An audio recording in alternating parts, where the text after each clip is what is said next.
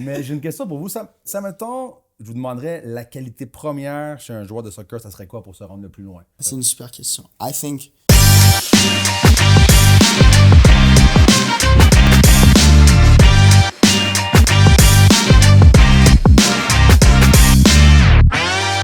Bonjour tout le monde, bienvenue à la game du courtage. Bonjour Steve. Bonjour, ça va bien, David? Ça va toi? Oui, on les a invités aujourd'hui. Ouais? Ouais, tu te souviens-tu de leur nom? J'avais pas remarqué. Quelle compagnie? On va voir, on va le mettre. On vient de les rencontrer, fait qu'on va voir si David il a une bonne mémoire. Footing. Elite. C'est quoi les gars? Aidez-moi les garçons, faut que vous m'aider. Footy Elite. Yeah. Footy Elite. Yeah, exactement. So, comment ça va les garçons? Ça va bien, ça va bien. Merci. Ça va cool, mais présentez-vous un peu pour que les gens vous connaissent. Là. Nous, on vous connaît, on vous a vu sur les médias sociaux, mais on voudrait peut-être apprendre un peu à vous connaître. Vous venez de où? Vous avez quel âge? Puis parlez-nous un peu de votre business par la suite. Là. Alors moi c'est Nicolas, je joue au foot depuis que je suis très jeune, depuis de l'âge de 5 ans. J'ai commencé la compagnie Footy Elite avec mes deux partenaires ici, puis ça fait 2-3 ans on travaille dessus. C'est vraiment quelque chose qu'on a beaucoup de passion. On coach plus de 200 élèves maintenant, 200 joueurs. Puis c'est quelque chose qui s'agrandit à tous les jours. Puis c'est ça c'est pour me présenter moi. Moi je suis aussi bulgare. Okay. D'origine, mais je suis né à Montréal, puis... On l'avait pas remarqué avec l'accent. Oui. Exactement. Tu sais c'est quoi le pire? C'est qu'il a un accent dans toutes les langues. Ouais. L'anglais, le français et le bulgare. On ne sait pas, il vient d'où là? Pas vrai? Mais non, moi c'est Julian Hughes. Alors ouais, on a commencé la compagnie ensemble, ça fait 3 ans. Et je pense qu'on est, we're very, very fortunate to be able to do this, honestly. On est très chanceux. Et on adore ça, on adore le foot et on s'est dit pourquoi pas. Moi, mes deux passions, c'est le business et le foot. Alors je me suis dit pourquoi pas rassembler les deux. Et voilà, par la suite, 3 ans après, on a quelque chose avec quoi on dirait c'est un vrai business et on continue à grandir et voilà, on est très chanceux. Cool. C'est ça. Moi, c'est Eric, j'ai 22 ans, je viens du Brésil, donc c'est les pays de foot. Donc ici, là, une personne qui comprend le foot, entre nous trois, c'est moi.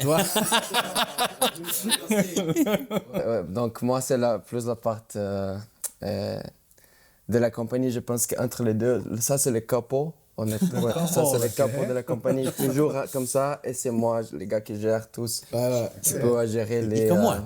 Ouais, c'est ça. C'est un vrai milieu de terrain qui gère l'espace. C'est ça. Donc, on a commencé ça fait 2-3 ans et ça a commencé comme un projet, comme juste les entraînements pour les enfants pendant l'été. Et c'était pas une chose qu'on a pensé dès le début que ce serait grand comme ça. C'était Julien qui a eu l'idée. Après, il est revenu de l'Europe, il a joué là-bas. Tu vas raconter ça plus tard. Ouais. Et il nous a demandé, les gars, si je fais un pub sur Facebook, après j'ai des enfants pour s'entraîner, est-ce que vous vous intéressez d'aller coacher avec moi, entraîner des enfants? Après on était, ouais, c'est bon, vas-y, on va voir qu'est-ce que ça donne. Et je pense qu'on a eu comme 5 personnes intéressées. Après, ça a grandi. Après 3 ans, on a plus de 1200 élèves. Et on commence à grandir beaucoup. Notre goal is to have 500 plus in January. Okay, cool. Oh, in January. Okay, nice. Like next month. Moi, j'ai une question. Bulgare, you're from where? De Montréal. De Montréal and from Brazil. Where did you guys meet? Well, it's a really good question. Through soccer. On s'est rentré à Montréal. Le foot. À Montréal, ouais. Les trois à Montréal? So t'es né en Bulgarie? Non, ici, là. Ah, t'es né à Montréal? I was born there. I came here when I was 12. So I've been here for 10 years. Yeah, I came to Montreal when I was 12. But you guys met in Montreal. You guys didn't meet, showcase, je sais pas, aux États-Unis, in Brazil, nothing. No, yeah. Okay. Yeah, we met in Montreal. We've all known each other for a while. You guys play for the same team? So, moi et Eric, on a joué à Westmount ensemble quand on avait 13 ans. Dès que je suis arrivé du Brésil, c'était la première fois que j'ai joué foot ici dans un club, c'était avec lui à Westmount. Ouais. Cool. Première équipe. Je parlais même pas anglais, même pas français. Je jouais le foot, c'est ça. Ouais. Ouais, mais il connaissait la langue du foot, voilà. Mais c'est ça, nous on s'est rencontrés à Westmount. lui, les deux, on a grandi à Westmount et on s'est rencontrés en passant à Westmount aussi, quand on jouait dans le parc et tout. Et par la suite, on s'est rapprochés, moi et Nico, on s'est rapprochés au cégep. On est allé à Dorset ensemble.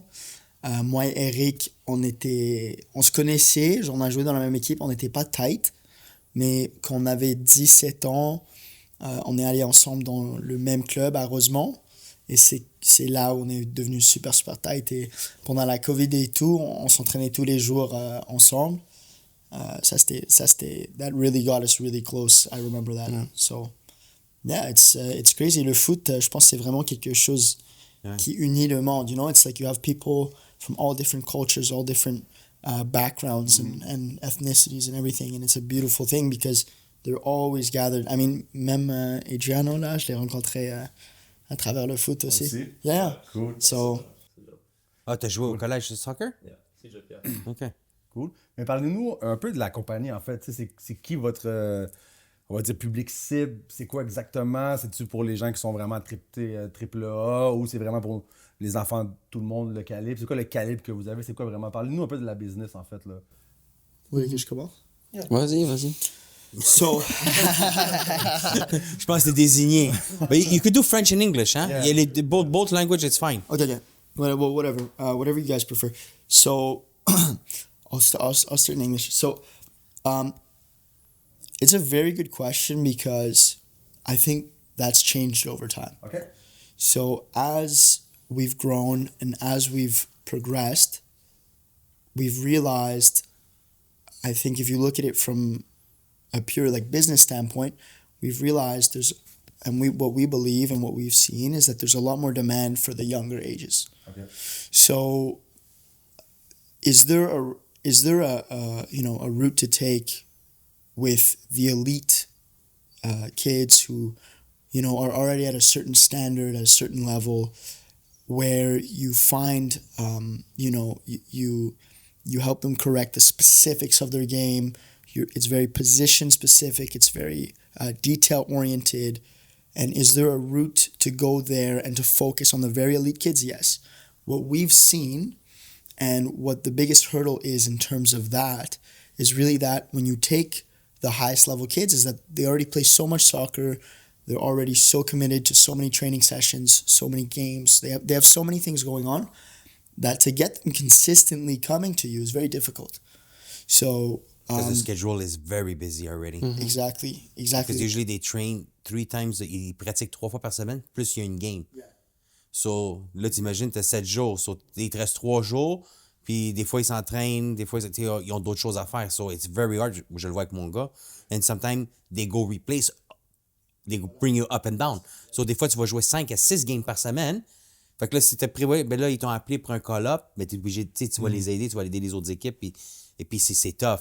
Mais I get what you're saying. So, yes, the younger, c'est que tu parles de U12 en descendant? Exactement. Ouais.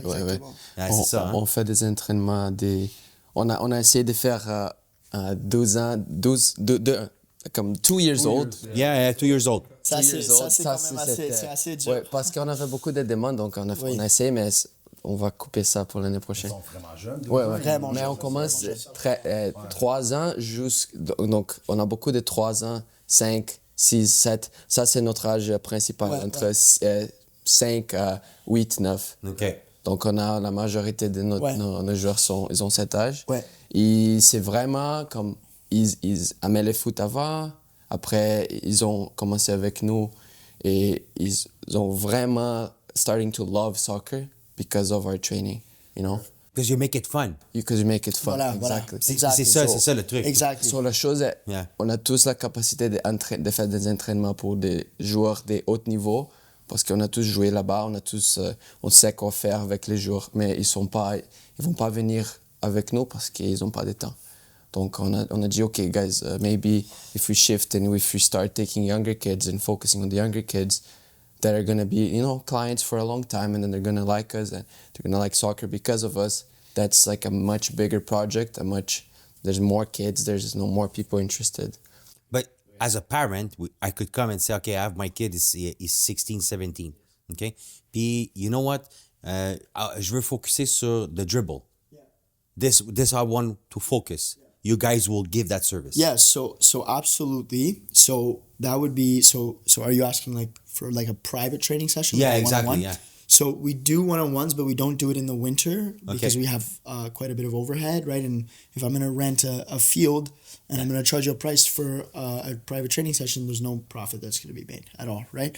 So the privates we definitely avoid in the winter, but spring, summer, fall, we definitely do privates, and it's also as well like it's very like if you have a player who's at a very very high level to go on and coach them and to help them with all these like specific details, I think it's also very fulfilling, right? Is that you can help a kid who's at a very high level, you know, with the smaller things that's even going to take him to the next level.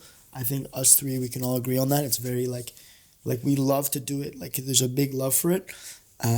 But also, you know, like with the younger kids as well, is that if you see a kid who's like genuinely happy and you can see like the excitement in his face every day when he comes to practice, you know, and he's playing soccer, it's like, Yeah. I knew that feeling, right, when I was younger. So it's, we're as I said it a few times, like we're very fortunate to be able to.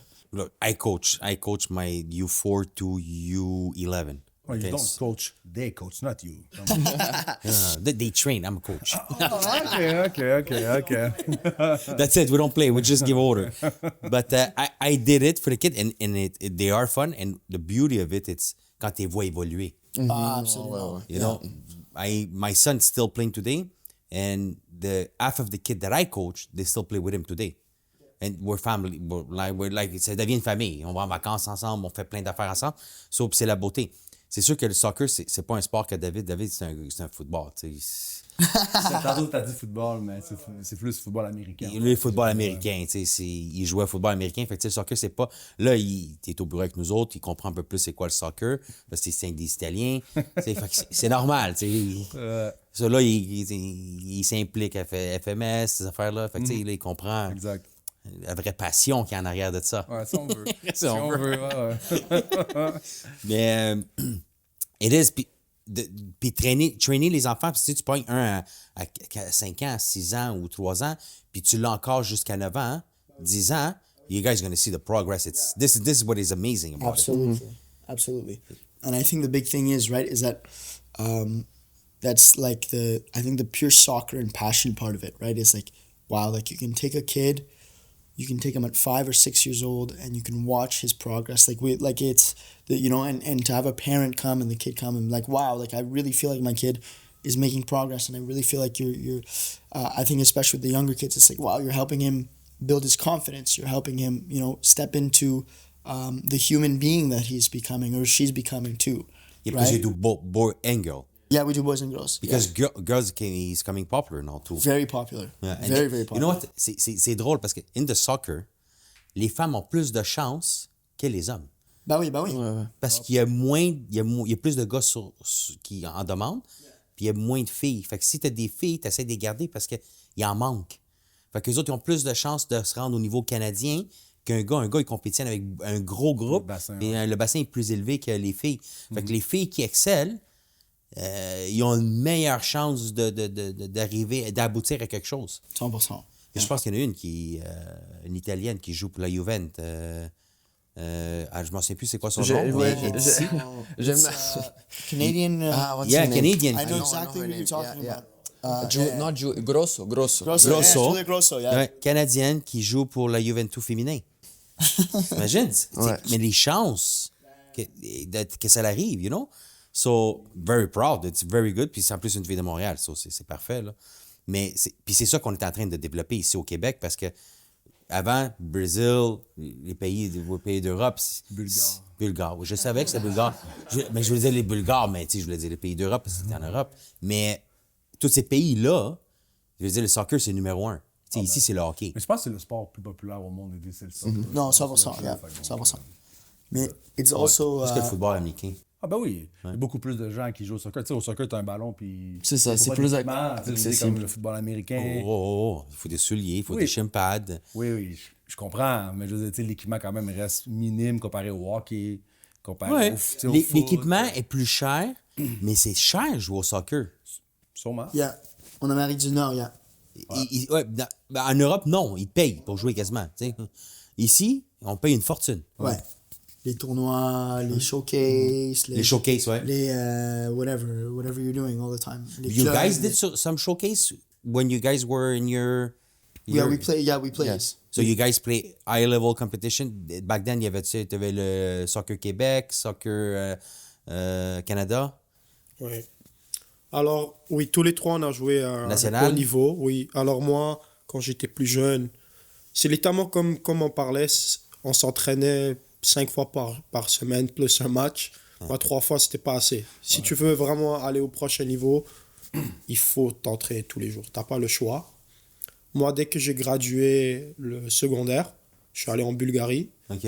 Et là-bas, je faisais même 2 fois par jour.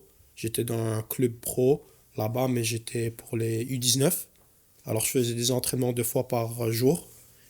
Et c'est là-bas que j'ai vraiment vu que c'est une nouvelle échelle, un nouveau niveau de compétition. De l'Europe à ici, tu veux dire? Oui, Ouais. exactement. Et même L'entraînement devait être différent aussi. l'entraînement était complètement différent, oui. Parce que comme tu fais 2 fois par jour, le matin, tu fais un autre système, c'est beaucoup moins intense. Puis le soir, tu commences à vraiment augmenter l'intensité. Pendant la journée, tu fais un peu de renforcement. Alors, c'était vraiment... Ça, c'était comment on appelle le pre-season. C'était un mois intense, 2 fois par jour, avec un match le week-end. Alors là, j'étais vraiment dans ma meilleure forme physique, technique, psychologique, parce que vraiment, je m'entraînais... Ouais, exactement. C'était vraiment le T'es comme niveau moi. qu'il fallait.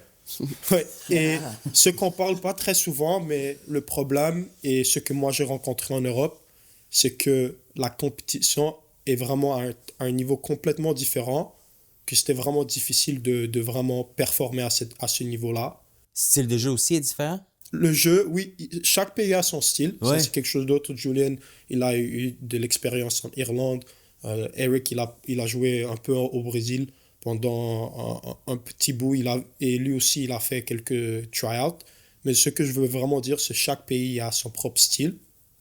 Et ce que moi j'ai rencontré au moins en Bulgarie, ce qui m'a choqué, c'était vraiment un jeu technique.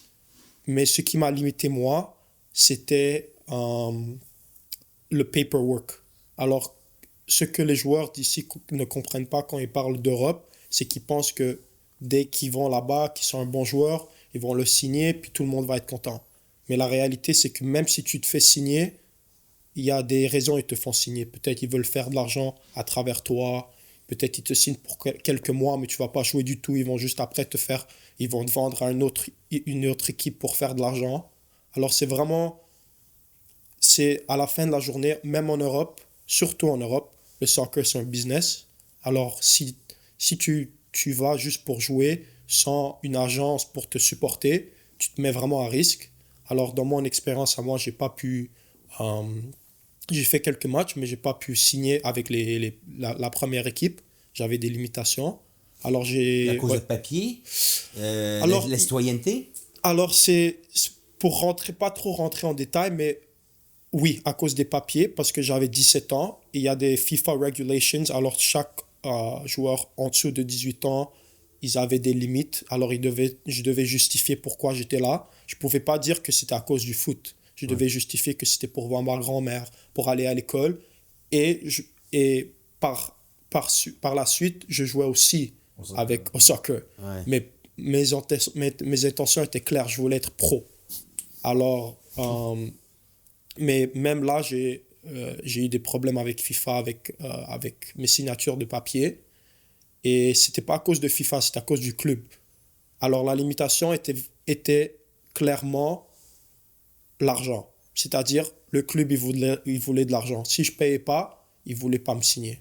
Ah, Mais personne ne me disait ça Vraiment, oralement. mot pour mot, Exactement. Mais c'était quelque chose qui était insinué. Puis c'était là que j'ai compris que il y a le prochain niveau, tu as besoin d'une agence derrière toi pour te supporter, pour te pousser et pour faire signer tous ces papiers-là et pour vraiment... OK, toi, tu ne l'avais pas fait avec une agence. Non, j'étais tout seul. J'étais tout seul. C'est pour ça ils m'ont poussé vers n'importe quelle direction ils voulaient. Et j'ai réalisé que c'était un peu une perte de temps, comme ça, parce que j'avais pas cette agence derrière moi. Mais c'était la seule façon que j'ai appris. Je savais pas, j'étais jeune. Et maintenant, si quelqu'un va en Europe quelque part, je recommande une agence à 100%. La seule limitation, c'est que il faut trouver une bonne agence parce qu'eux aussi, ils essaient de faire de l'argent. C'est ça. Alors, c'est vraiment... à ce niveau-là, ça commence à être compliqué parce que chacun essaie de prendre du joueur. Sauf toi, t'en prends pas. Ah, ouais. Sauf le joueur, c'est ça. Jusqu'à temps que tu tombes à un autre niveau. Après, je suis revenu au cégep ici à Dawson. Je voulais continuer mon éducation. J'ai réalisé que pour vraiment aller au prochain niveau, on peut parler de ça aussi. L'université, le cégep, c'est une bonne étape. Il y a beaucoup de joueurs qui, à travers l'université, rentrent dans le monde du pro. OK. Puis, c'est ça, j'ai fait le cégep à Dawson. Fait qu'être bon à l'école, c'est payant. Exactement, oui, exactement. OK. Cool. Ouais, c'est ça que je regarde. Parce que j'ai des jeunes qui sont maintenant ils sont aux États-Unis, que je connais, qui étudient là-bas. Il y en a 2-3. Puis dans le fond, aux États-Unis, you have to be good in soccer, mais il faut que tu sois bon à l'école aussi. Ideally, ils préfèrent que tu aies 90 de moyenne. 80, c'est bon, mais 90, c'est mieux. Fait que tu as plus de chances d'avoir des bourses. Scholarships, Ouais, des scholarships qui est intéressant. Puis tu signes des contrats à plus long terme.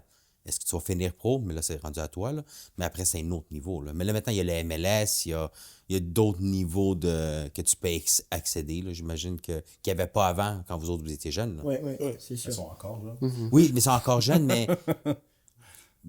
Mais... Ouais, you guys, quel âge que vous Non, avez? mais le soccer, 22, 23. Entre 20 et 22 ans. le monde du soccer a beaucoup changé dans les dernières 5 ans ici au Québec.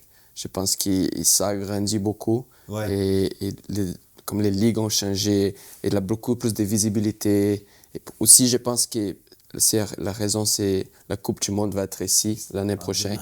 Donc, je pense que le Québec, même Ontario, les autres provinces, ils ont commencé à ramp up this process. On a la ligue CPL, also professional. We didn't have any professional leagues in Canada. Now we have the CPL and then the Women's League as well. So I think it's the whole country, like, bringing up soccer, and we kind of like just missed the window, right?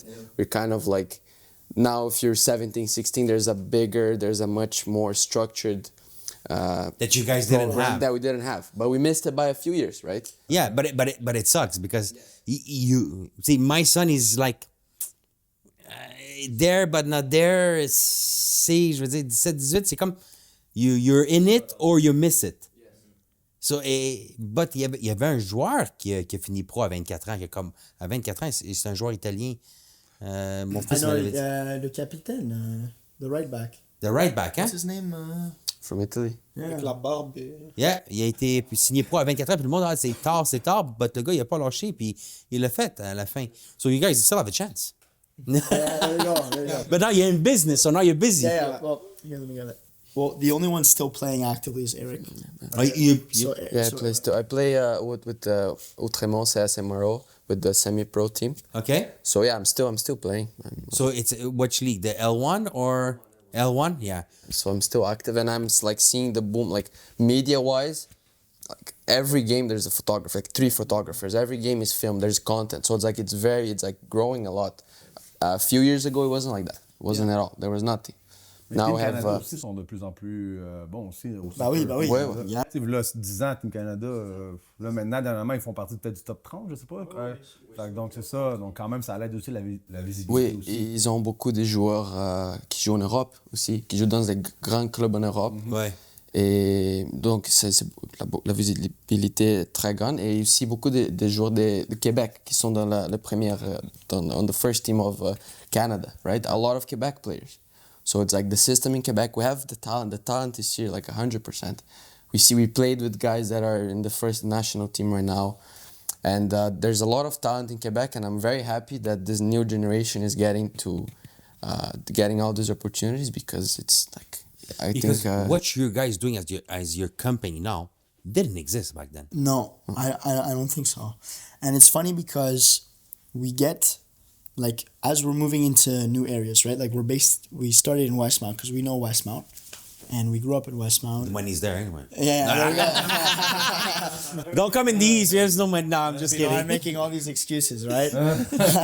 No. But no, we started in Westmount because, well, all three of us kind of grew up in But you guys grew up there, so for sure it's normal. So we were like, you know, like, and people like so I went to play in Europe. I played in Ireland when I was 19. I played for a professional club called Bohemian FC. I played with the U19s, amazing level. Like half the guys played for the Irish national team. Like our attacking midfielder got signed at Brighton in the Premier League, and then our keeper got signed at Newcastle. Like crazy level.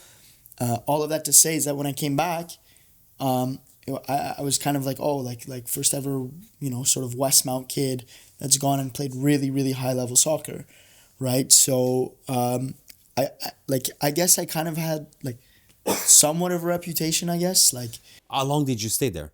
I stayed 6 months. 6 months? I played half the season. I played the second half of the season, so I stayed. It was. So you learned soccer and how to drink. There we go. Exactly. But only beer. Ouais, Yeah, they're strong with I that. couldn't keep up with that. That was a bit too much. They were No, you had some guys, very high level guys too. That come in the morning like waking up at 9 a.m. training. They're like, oh bro, I just woke up like an hour ago. I probably slept like 45 minutes. And they're still on the field. Yeah. They're you made know? tough. Yeah, the tough guys, and it was a great experience. It was it taught me a lot, not only soccer wise, but about myself. And you know, I think the big thing is that Nico was saying is that to go play in Europe, like, listen, my honest opinion is, like, if you're 100% committed to whatever it is you're doing, you're gonna find some level of success with it, 100%, right? If you make no excuses, you wake up every day, you know, you have all these setbacks. I think soccer teaches you a lot about life as well, right? So if you want to go to Europe and play soccer, it's very possible. If you've put in the work necessary and you've gotten to the level necessary, can you do it? Absolutely. The big issue, and this is what, again, people don't understand. If you go to Europe and you're expecting to, like, if you're at the same level as, say I go to Ireland, right? And or like Spain, for example. And let's say I'm at the same level as, you know, I go to a club, I'm the same level as their center midfielder, or like 10% better. Well, think about the club. They have to do all this paperwork. They have to figure out all of this, all of that.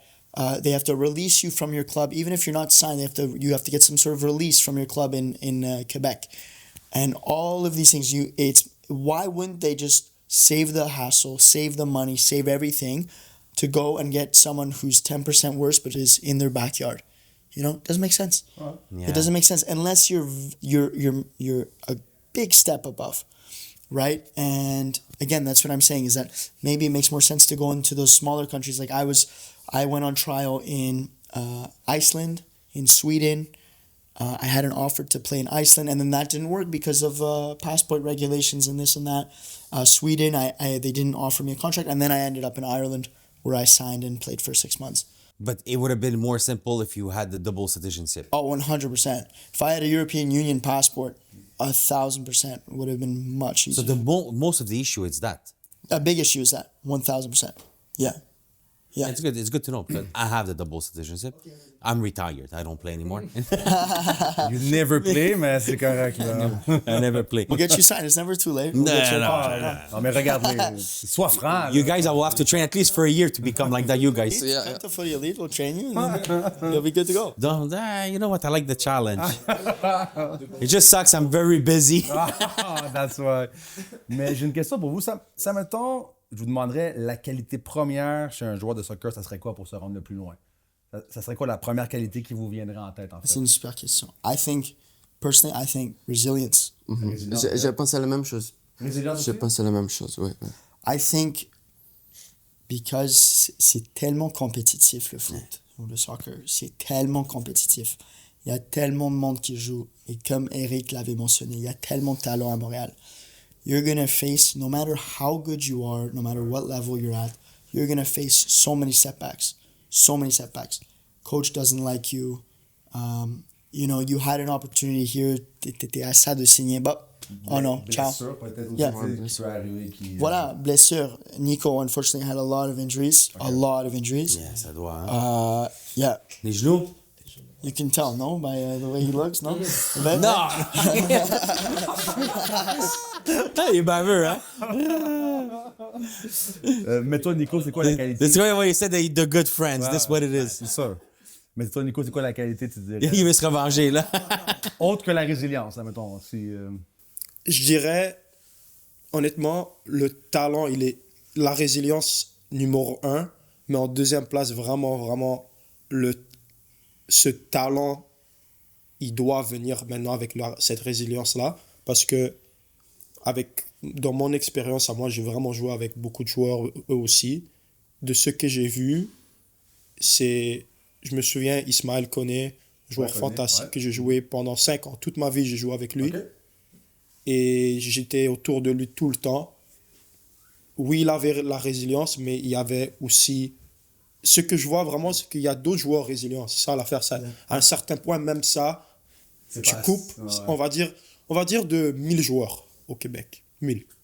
Il y a une centaine qui sont prêts à faire n'importe quoi pour être pro. Quand je vous dis n'importe quoi, c'est-à-dire 2 fois par jour, ils sont prêts à quitter l'école, tout faire. Ouais. C'est pas assez. Il y a ce 5%-là de talent que j'ai vu personnellement qui va t'élever. Parce que si tu as les deux, c'est vraiment ça qui va te permettre d'aller au plus haut niveau. Bien sûr, avec cette résilience que je suis à 100% d'accord, qui est le plus important, tu peux au moins aller au plus haut niveau que tu es capable, avec ton niveau de talent. Mais vraiment, le talent va te permettre, avec la résilience, de vraiment arriver au plus haut niveau. Parce que c'est tellement compétitif que même si tu es super résilient, même à ce niveau-là, tu as encore 50 joueurs qui sont au même niveau de résilient que toi. Sinon plus. Puis après, c'est qui a les meilleurs papiers, qui est moins compliqué. En Europe, après, oui, c'est ça. Europe, ben, dans les autres. C'est ceux que tu connais et qui peut t'aider. Alors, c'est ceux qui sont de tes côtés pour te pousser vers la bonne direction. Parce que vraiment, si tu es résilient, mais tu sais pas où aller, Mais ça coûte cher. coûte cher. Pourquoi? Connaître les bonnes personnes, puis t'amener à un autre niveau. Parce que je vois beaucoup d'offres qui sont faites. OK, viens jouer en Europe, viens jouer au Portugal, viens jouer en Italie. 5, 6, 6 000, 7 000 euros pour 1 mois, 2 mois. Il faut faire attention avec tout ça, oui. Mais ça dépend si tu es vraiment talentueux, ils vont pas te faire payer. C'est ça l'affaire. C'est que là, si tu es vraiment talentueux, tu payes pas. Mais si tu payes, fait que moi, ça me crée un doute. Si je dois payer, ça veut dire qu'il n'est pas à ce niveau-là. Tu comprends? Mais toi, tu ris, là. Bonne question. C'est vrai. Donc, non, c'est pas vrai, mais c'est comme. Il a C'est pas. vrai, mais c'est pas vrai. C'est pas vrai qu'ils sont pas talentueux. C'est ça. Okay. Mais il a juste comme. Out of 10 spots, one of the spots is for the most talented guy. The rest you have to pay. Right? Okay. So they're not gonna make anyone paid if they don't think they have A free pass. Exactly. OK, but now you guys are looking at the kid, OK? Puis dans tes groupes, tu dis, tu es capable d'en spotter là-dedans, tu dis, yeah, this one, he has it more than the other one. Vision du jeu, de dribble. Il y en a qui ont un bon dribble, ils n'ont aucune vision de jeu. Tu sais, ils n'ont aucune vision de jeu. Fait que là, lui, tu dois développer sa vision de jeu. Hein? Battez-vous pas pour répondre. Hein? Right now, fist fight here. That might happen. We've discussed about that. We think at one day there's going to be Eric's going to be the ref, and we're going to have to battle it out. Yeah, no, honestly, that's what I want the most. Mais attends, il est blessé un peu. Arrête, tu le sais. I know. No, I can't beat up. No excuses. No excuse. Voilà. That's what we stand for. No excuses. Mais tu sais à quoi je pense? Guys, je vous écoute parler, OK? Puis tu sais, vraiment, t'as joué en Europe, toi aussi, Bulgarie, et tout, Irlande. Brésil aussi. Brésil. C'est Brésil, puis ça reste quand même. Pourquoi, guys, ça vous jamais venu en tête de peut-être partir une compagnie d'agents de joueurs aussi? Parce que, tu sais, avec l'école que vous avez maintenant, l'académie, tu sais, vous les voyez jeunes, tu sais. Puis je sais qu'en Europe, souvent, même des enfants de 5-6 ans sont quasiment déjà pris par le club pour, tu sais, c'est pas quelque chose que vous avez peut-être pensé ou que vous voudriez faire dans le futur? So, ça, c'est encore une fois, vous avez des super questions. Là, incroyable. Ouais. voilà. Mais c'est parce que là, moi, j'allais à la vision à long terme. Je n'étais pas rendu là. Je m'en allais là. Tu comprends? C'est vous qui vous battez, là. Parce que. toujours, nous. Tu sais qu'est-ce que je m'en allais dire? C'est parce que moi, je l'ai vu, tu sais. Parce que j'étais coach, tu comprends? J'étais pas joueur de football américain, hein? Mais j'ai remarqué, j'ai eu des joueurs excellents jusqu'à l'âge de 12-13 ans. 14-15 ans, un drop total. Une drop. Puis j'ai dit, je le regardais, ce gars-là, il va devenir pro. À 14-15 ans, il était plus capable de suivre. Yeah, Ça fait qu'il y a un risque à ça. Ben, quand t'es agent, c'est sûr que tu les prends de plus en plus jeunes. C'est sûr que c'est un risque, justement, plus tard, comme que tu dis. Ça, merde. So, yeah, moi je pense que, encore une fois, on a vu le marché et on a regardé un peu la compétition qu'on a. Et on a vu ce que fait le monde, what's working, what's not working, right? What we're really stepping into and what we think we can really grow and the skill set that we think we really possess is like, are we really good coaches? I think absolutely. Genre, on est des très bons coachs. But are there other really good coaches in Montreal who are as good as us, maybe even a bit better? I think so. I think so. That being said, I think that at a young level, one thing we all possess is like we have obviously a big love for soccer and a big love for coaching. But I think the mentorship and big brother aspect of it to the younger kids is something we all hold like really true to ourselves. So that being able to replicate that at scale is what we're thinking makes most sense. To have like we want to get away from the word academy and we like to associate ourselves to a soccer school. Okay. Genre une école de soccer. Okay, yeah. It's you come in and you learn, for the younger kids, you learn the fundamental skills of soccer. And we think there's a big lack of that. Like when we were pushing, because now we're going to be in the South Shore. When we were pushing to be in the South Shore, we were offering a weekend of like discovery sessions, for example. It got booked up. We had, I think, 60 spots. It got booked up in 48 hours. So it was like, wow, we're like, holy crap. Like there's demand. Holy crap. Yeah. There's demand. There's huge demand for it for the younger kids. And we're wondering, like, why has no one seen that? So we're like, okay, let's step into that opportunity. We know we're really good with the younger age groups, so let's keep doing it. Let's keep doing it. Yeah. Let's keep replicating it. And to come back to the agency thing is that I think that, again, our focus is mostly on developing, the learning aspect for younger kids. And then also we have our very good friends at FMS Pro, who we could see, in the future, right? Is that maybe it's sort of like we're like a pipe, right? Yeah. Like we're like the funnel that leads into, like we have a path for them. I think it's also very tough, right? Is soccer growing? Yes, but like, what's the path for your kid? You have to figure out. And as a parent, I can imagine, right? Is that like you want your kid, you want to do everything for your kid, but also what you want is for your kid to be a successful person.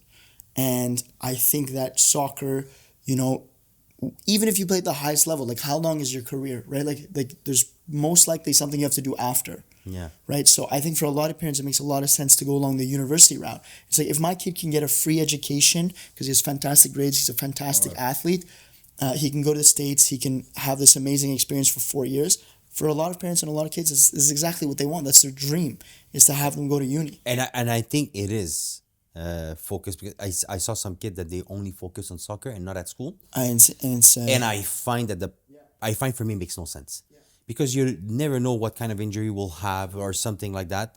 Because, les chevilles, les genoux, you get hurt, là. Je veux dire, c'est quand même un sport de contact, puis, tu sais, le football américain, ils sont protégés, là. Ils ont un casque, c'est pas la même chose que le soccer. Nous, on joue pas de protection. C'est les muscles qui te protègent, tu comprends?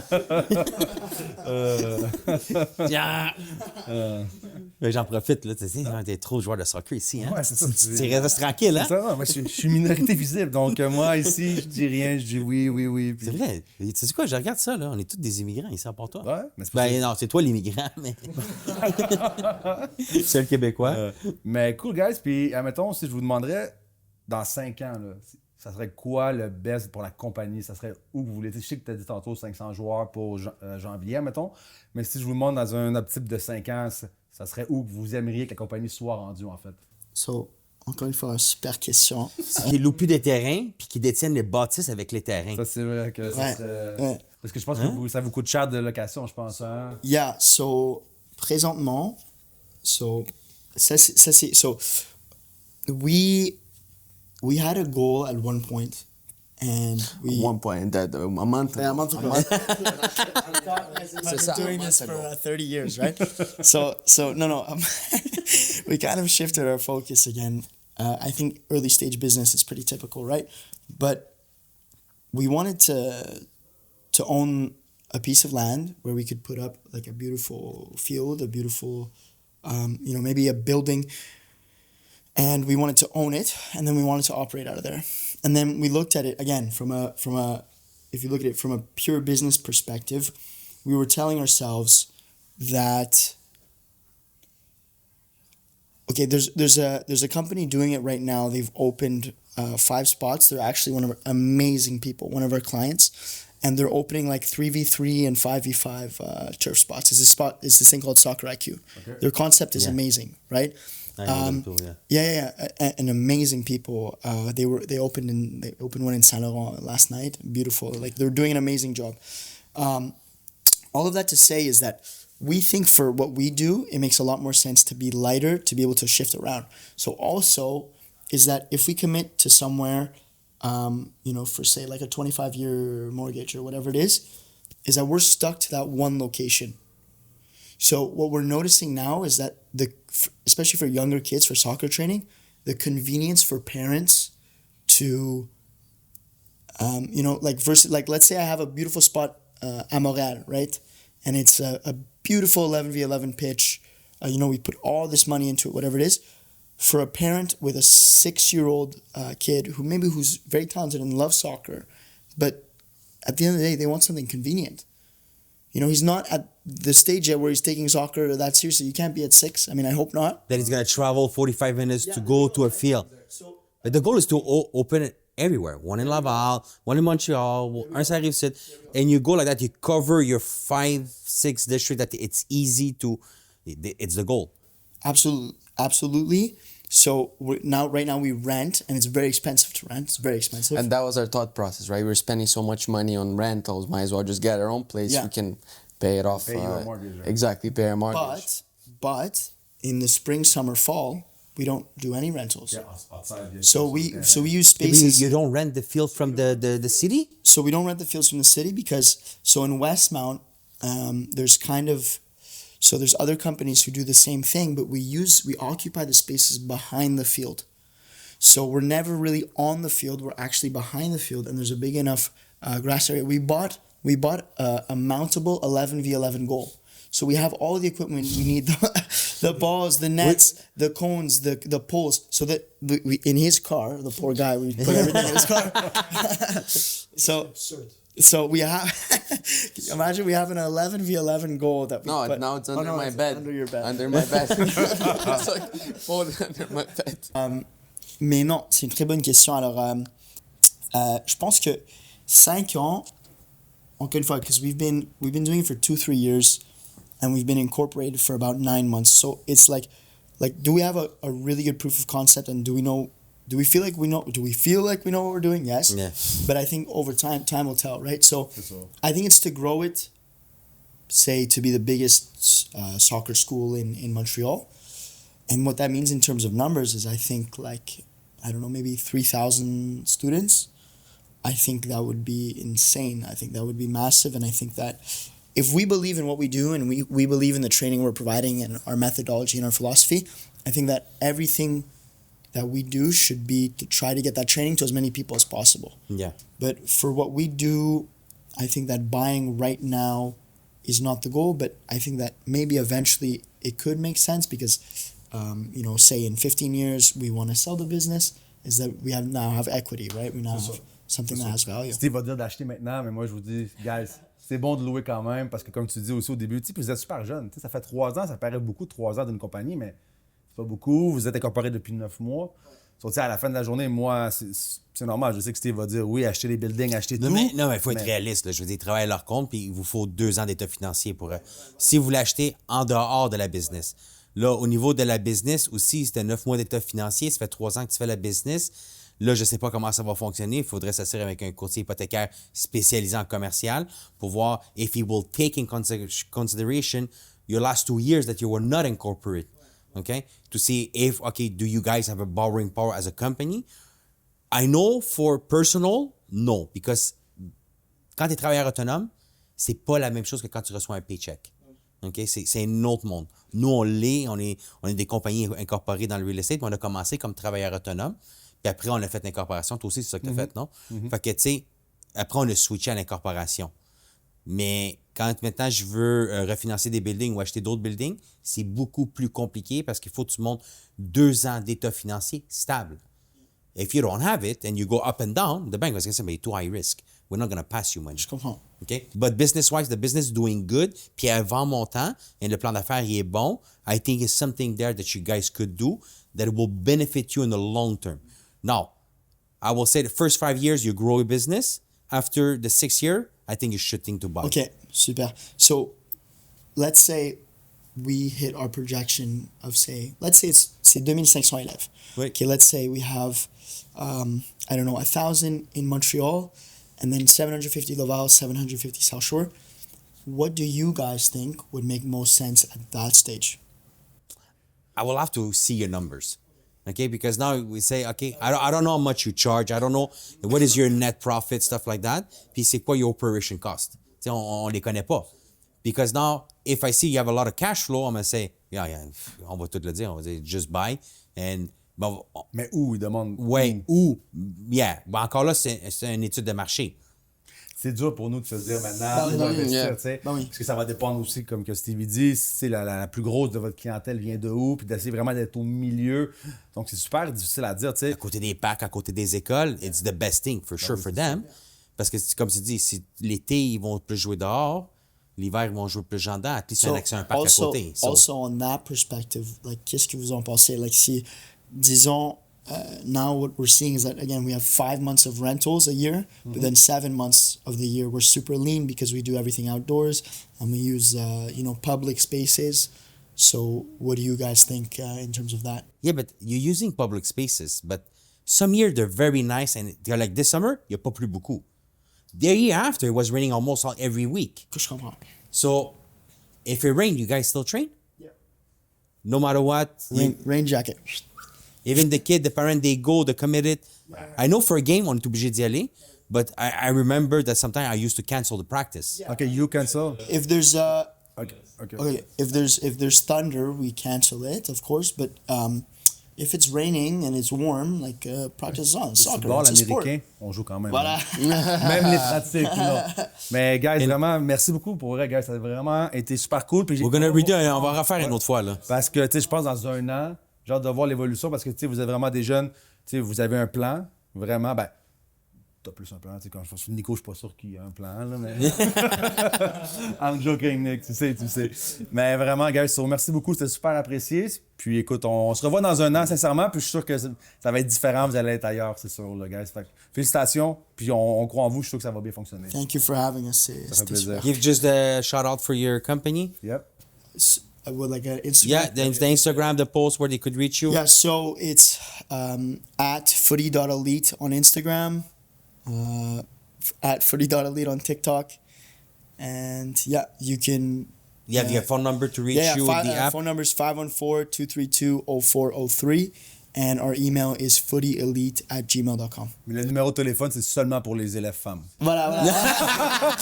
C'est le mien. Merci tout le monde. Ciao. Ciao, ciao.